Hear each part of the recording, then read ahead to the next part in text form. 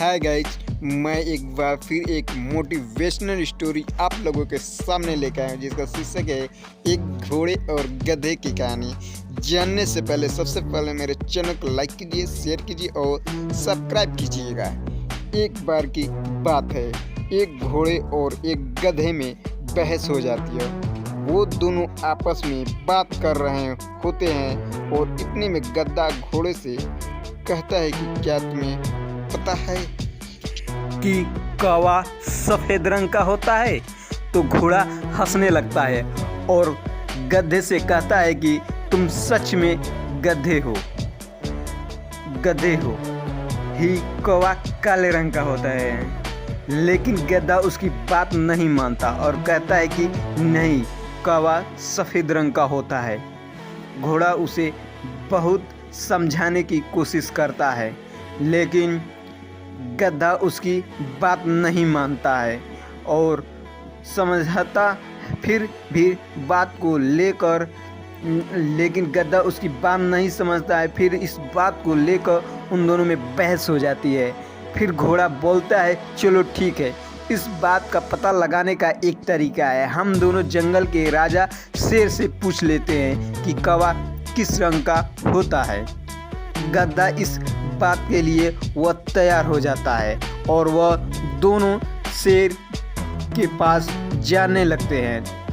रास्ते में घोड़ा मन ही मन बहुत खुश होता है क्योंकि वह जानता था कि वह सच बोल रहा है, कि वह सही है। जैसे ही दोनों शेर के पास पहुंचते हैं तभी घोड़ा शेर से कहता है, राजा जी, हम दोनों में जो भी बेवकूफ़ हो उसे मार देना और खा लेना। शेर उनसे पूरी बात पूछता है तो घोड़ा कहता है कि इस गधे का कहना है कि कौवा सफ़ेद रंग का होता है। मैंने इसे समझाने की बहुत कोशिश की पर लेकिन वह मानता ही नहीं। वह घोड़े ने कहा, अब आप ही बताइए और इसे समझाइए कि शेर सारी बातें समझ जाता है। और वह घोड़े से पूछता है कि तुमने कहा था कि तुम दोनों में से जो भी बेवकूफ़ है मैं उसे मार दूंगा। तो घोड़ा बोलता है हाँ, मैं जवाब देता हूँ। तो शेर ने उसे कहता है कि मैं तुम्हें मार सकता हूँ। घोड़ा इस बात को सुनकर बहुत डर जाता है और घबराते हुए शेर से पूछता है कि जनाब, मैंने क्या बेवकूफ़ी की है।